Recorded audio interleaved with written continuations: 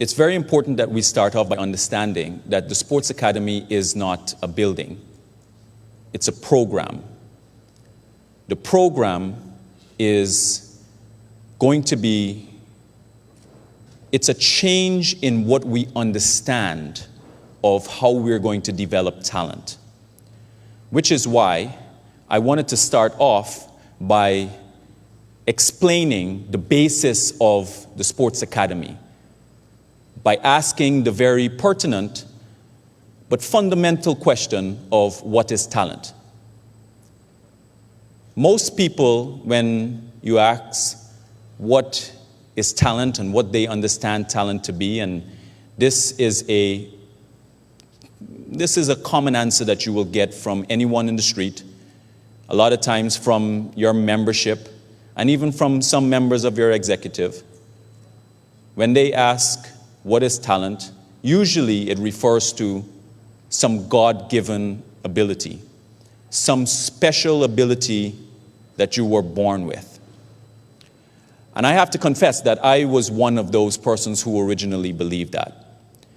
And some of you here, if I were to ask you what would be your instinctive response to answering the question about talent, your response would be something along those lines, a God-given ability. So I want you to close your eyes. I want you to come with me on a journey for a second. I want you to close your eyes and to think about a particular sport that requires, let's say, physical attributes. Physical attributes in order for you to be able to succeed in this sport. The first sport, some of you are not closing your eyes. I want you to close your eyes. The first sport I would say that comes to your mind is probably a sport that has height. Physical attributes, being tall. Basketball, for example. Now open your eyes. I'm going to show you an illustration of a man, an outline of a man, and we don't have his name, and some of you may be able to guess, but this man is 6 feet 2 inches tall. He has won the MVP for the National Basketball Association, the NBA, twice or maybe 3 times. Once, and he's won 3 championships. So he led his team to the NBA championship and won on 3 occasions. Again, 6 feet 3 inches tall. In fact, my height. Usually originally a sport that was dominated by people maybe 6 feet 6 inches, 7 feet tall. And that would be one of the criteria when many coaches were selecting what kind of talents we are looking for when we want to advance individuals. Anybody can guess who this person is? Stephen Curry. Stephen Curry. I'm going to show you a picture of another short gentleman. He is Allen Iverson, as many of you know. Anybody can tell me how tall Allen Iverson was? On record it says 6 feet, but most people would tell you it's 5'11". In a sport that's dominated by tall people, blessed physical attributes, he won Most Valuable Player twice in the NBA. He also was an 11-time All-Star NBA player. So maybe we were just going to say that, okay, this is just for basketball. Let's see the next slide. This gentleman, Shivnarine Chandrapal, a short, relative to me, in this picture, young man from Unity, a village maybe about 20 minutes from here, became the greatest batsman of the year for that particular year, or the best batsman for the year for that particular year. I think it was 2009 or 2010, along those lines. Wisden Cricketer of the Year. He is an example.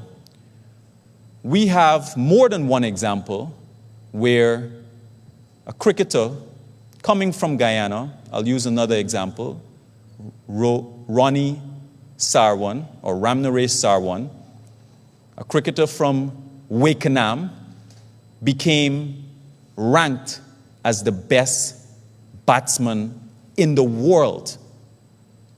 In the world. Developed from these shores.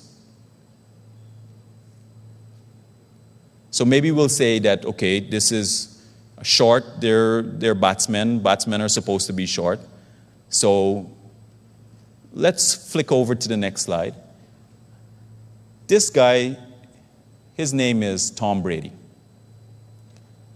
Tom Brady, if we are starting off on the basis of saying that you need some physical attribute or you need to be blessed with some kind of special skill from God or talents from God, at the point at which he was being drafted to the NFL, he was ranked 199th out of everyone in the draft that year. Last. Basically last. Nobody wanted to buy him.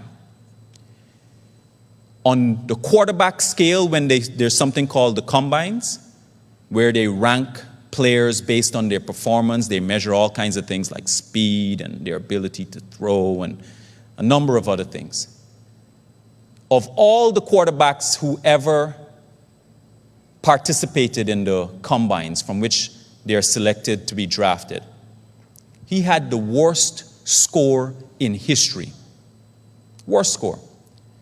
He became the greatest quarterback of all time since coming into the NFL. Won six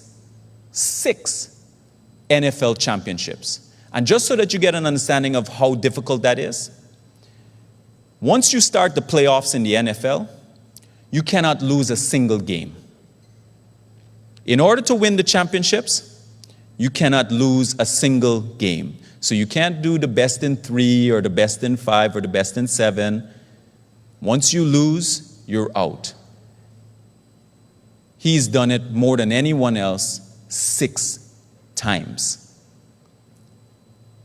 Now, I'm telling you this because the deeper appreciation of talent is how we need to understand how we're going to develop talent. And it is very important that you, all of you, understand this deeply as well. Because talent is a skill. And this is what I want to impress upon you. Talent is a skill. And just like this little girl who starts to want to learn rollerblading, and she falls 5 times, 10 times, 50 times, at the same time, every single time that she's falling, her brain, her central nervous system is receiving signals. It's receiving signals about how to correct itself until eventually, progressively, she becomes better and grows, and then you can start to do tricks just like this. Similarly, for all sports, you can get progressively better. Now, there's a big jump between where you are good at any sport, and I'm good at almost every sport.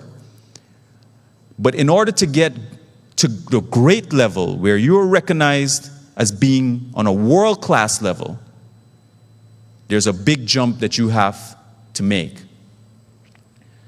Next slide. So, how did I come across, or I changed my thinking about this? So I originally believed that, and that talent was God-given, and I happened to, on a traveling exercise, I read a book called The Talent Code by Daniel Coyle. And what he explains in the book is that every action that you make, starting from a child, every action, learning to walk, learning how to move your hand, learning how to jump, learning how to run, all of that falls into the category of talent. It just means things that you can do. And as you practice all of those, every single action, the more that you do it, something called myelin wraps around the wires in your brains as it moves information back and forth, the synaptical connections. That wire around your brain gets stronger, around those wires. The insulation around those wires gets stronger. And as they get stronger, you perfect that action all the time, every single time that you do it. You as administrators, it's very important that you understand that, because the process of your measurement of your success is not only about your transparency and accountability, which is something that is very important to the ministry and is something that we are insisting on, but it also is measured by how much talent you develop, how well your team does, what's the success of your team. The more successful your team is, the more successful the number of players that you're able to produce, that's a measure of your success as an administrator for your respective sports. So, next slide. I found this post. I know that you're not going to be able to see this, but I found this post that I made sometime around 2017 on my Facebook, and I wanted to put it here just to let you understand that I'm not telling tales out of school. So, even though I had loved cricket, I was a terrible batsman. Really terrible batsman. I couldn't get the ball off the square. Even though, I thought that I should be able to bat well, I never could score runs. My biggest cricket shot, or the best scoring shot that I used to get, was an edge through slips or an overthrow. But having found this book and I read it, I wanted to see if it worked. So when I went up to Aberdeen while I was studying the oil and gas program there, I decided to implement it for that period that I was there. I did it for 6 months. And during that 6 months, I created a program that I put myself into as part of my university team. And by the end of it, and this is a video of a screenshot of a video that I had where I was scoring 100 at for the West Indies Lawyers team at the Lawyers World Cup. I finished this tournament with an average of 127, scored one of the few hundreds in the tournament's history. I had 3 man of the matches. For the university team, I was batting, their senior team, I was batting 3. For the Tongs team, which is the same team that Rohan Kanai had played, I was also batting 4. This is an example, a real-life example, my personal example of knowing that talent can be developed, and even when you think you're the worst at something, you're capable of advancing it and progressing it. Incidentally, this talent is not limited to sport. It's any talent. Musical instruments, the story is the same. Singers, the story is the same. There's a really good book I'd recommend that you have a a read when you get some time, another one called Outliers by Malcolm Gladwell. All of this explains the process of talent development, and that is what the Sports Academy is based on. So the Sports Academy is going to be run through the National Sports Commission. It's also going to be run in partnership, and this is very important, and this is the reason for the heavy engagement that the ministry has with sports associations and now the National Sports Commission.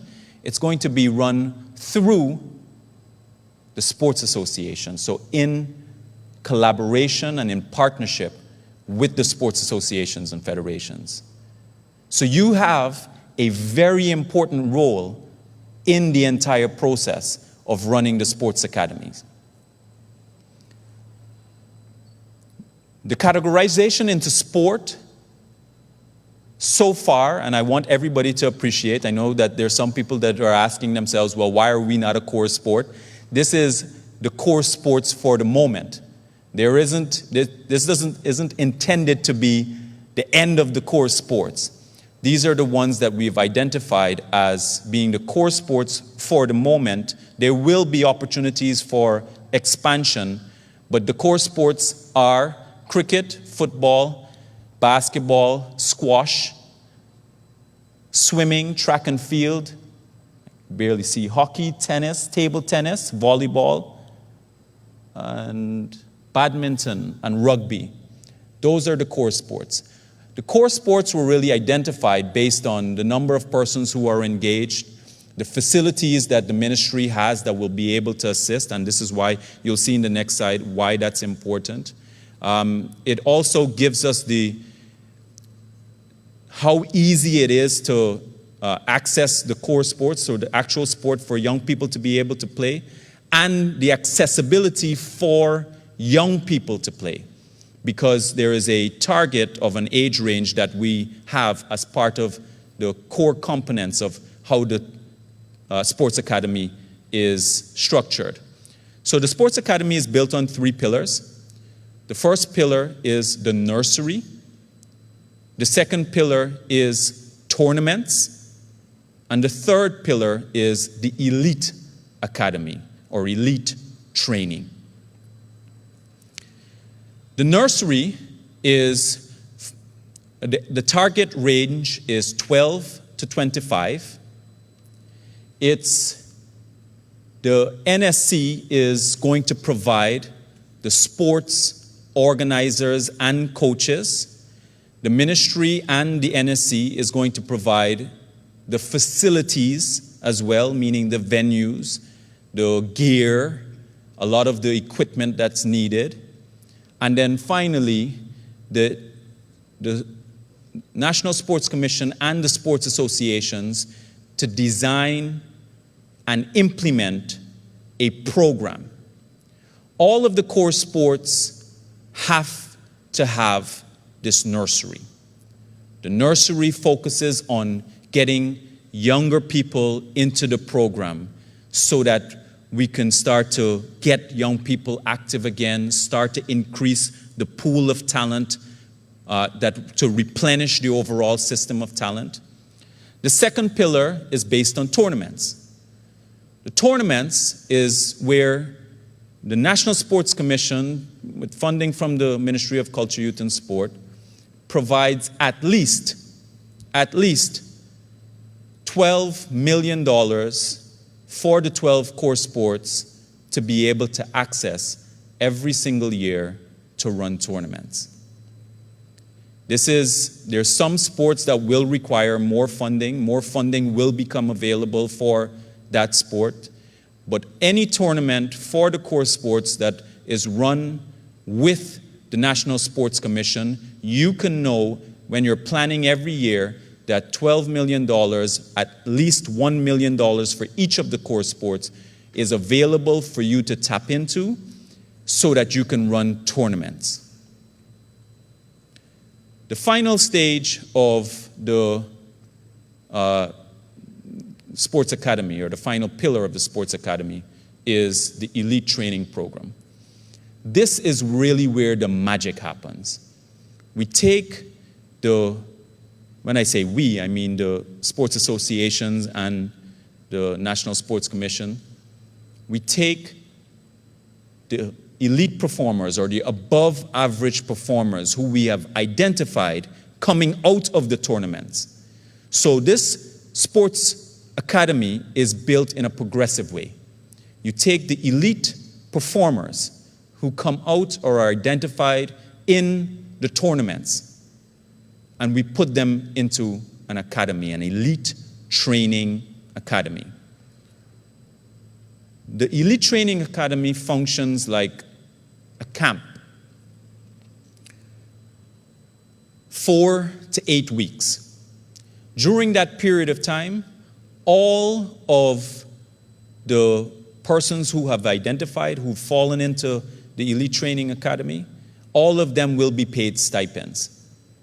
These stipends are intended to offset any of their work opportunities that they may have, so that there isn't an opportunity cost for them to go and participate and be part of the program.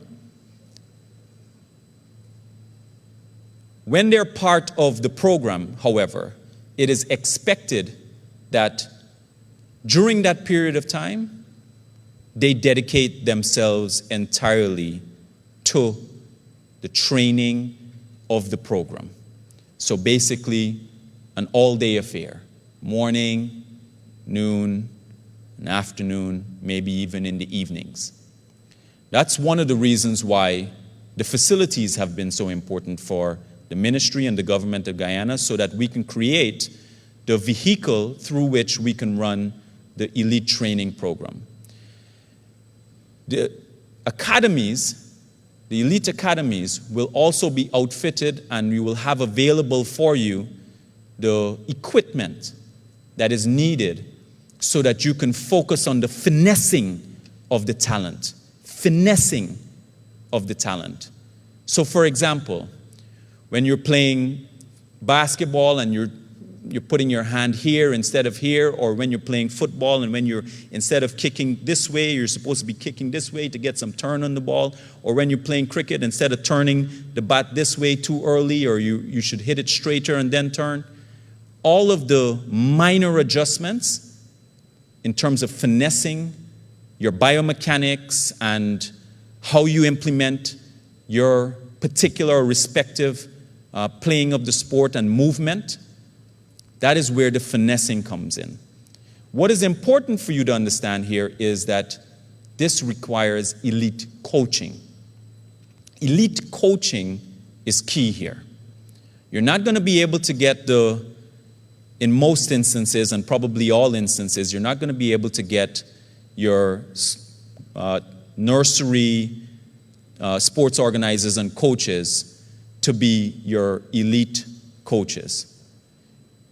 These elite coaches will have to come, in some instances, from some of the players who are already successful, who've already proven themselves to be successful in that particular sport, or they may have to come from overseas. The ministry has already started to engage with a number of the foreign diplomats and open the discussion so that we will be able to get the support for either the training of the elite coaches, or for the elite coaches to come to Guyana to be part of the elite training program for that period.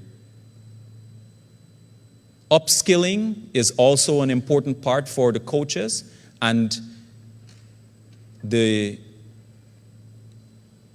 for that period, when the elite training program is undertaken, the sports associations and the federations have to appreciate that this is a very serious part of how we are going to transform talent into that world-class talent. Now, I'm giving you the explanation of how the academy is built because in the next few weeks, the National Sports Commission will have fairly extensive engagements with the core sports, because this academy will be launched in the next few weeks. Everything that I've said to you here already has been costed, excepting for the elite training program. Because the elite training program comes out of, in a stage-by-stage basis, first the nurseries, then the tournaments. The money has already been budgeted for, but it's in finalizing the details. The National Sports Commission will be meeting with the respective 12 core sports so that we can finalize the design of and the stipends, the costing, etc. for the elite training program. Ladies and gentlemen, this is the Sports Academy. We have very high expectations of what the Sports Academy will be able to produce. However, what I would like all of you to appreciate is that the ministry or the National Sports Commission is not intending to do this alone. We appreciate your leadership that you have for your respective sports.